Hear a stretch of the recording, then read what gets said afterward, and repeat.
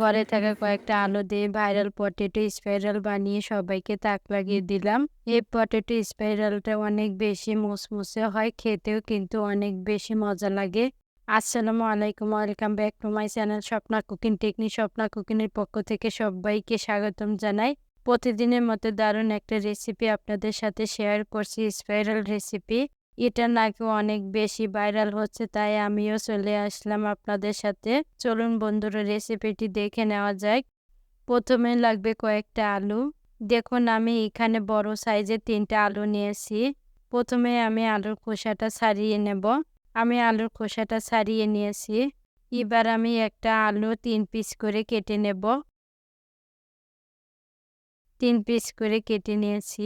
বাকিগুলো এভাবে করে কেটে নেব। আলুটা সমান করে বসানোর জন্য স্টিক লাগবে।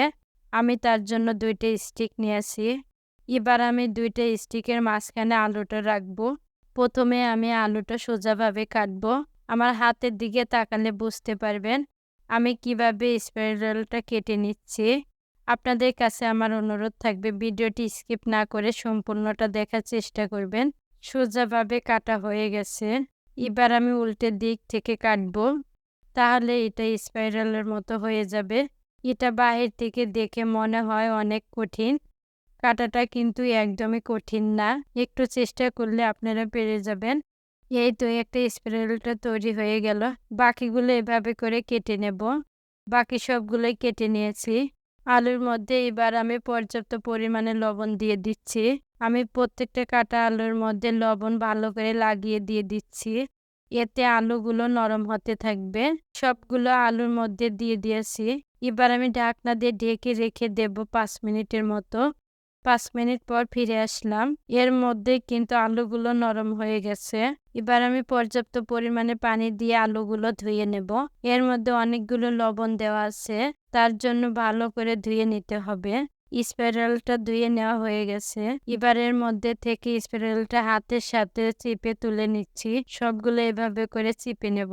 এবার আমি শুকনো কাপড় দিয়ে পানিতে মুছে নেব। দেখুন বন্ধুরা, কত বড় হয়েছে স্পাইরালটা। মেশিন ছাড়া হাতের তৈরি করা যায় স্পাইরালটা। যে একবার দেখবে সে খুব সহজে বানিয়ে নিতে পারবে। এবার এগুলোর মধ্যে মশলা অ্যাড করব। প্রথমে আমি দিয়ে দিয়েছি কর্নফ্লাওয়ার 3 চা চামচ। হাতের কাছে কর্নফ্লাওয়ার না থাকলে ময়দা দিয়ে করে নিতে পারেন। সুন্দর কালার আনার জন্য দিয়ে দিচ্ছি হলুদের গুঁড়ো, আর দিয়ে দিচ্ছি শুকনো মরিচের গুঁড়ো। এবার আমি সমস্ত উপকরণগুলো হাত দিয়ে ভালোভাবে মিশিয়ে নেব। আলতো করে মেখে নিতে হবে, না হলে ছাড়িয়ে যেতে পারে। এর মধ্যে আমি ভালোভাবে মিশিয়ে নিয়েছি। এবার স্পাইরালটা তেলে ভেজে নেব। এর জন্য তেলটা আমি গরম করে নিয়েছি। এবার তেলের মধ্যে দিয়ে দিচ্ছি স্পাইরালটা। সবগুলোই একসঙ্গে ভেজে নেব না, 3টে দিয়ে দিলাম, পরে 3টে ভেজে নেব। এটা হাতে সময় নিয়ে ভাজতে হবে। এ সময় চুলার আঁচটা আমি লোতে করে দিয়েছি। এবার আমি অপর সাইডে উল্টে দিয়ে দিচ্ছি। যারা আমার চ্যানেলটি নতুন দেখছেন তারা অবশ্যই একটা লাইক দিয়ে সাবস্ক্রাইব করে আমার পাশে থাকবেন, আর পাশে থাকা বেল বাটনে ক্লিক করবেন। 2 সাইডে উল্টে পাল্টে ভেজে নিয়েছি। এবার আমি নামিয়ে নিচ্ছি। বাকিটাও এভাবে করে ভেজে নেব। বাকি সবগুলোই ভেজে নিয়েছি।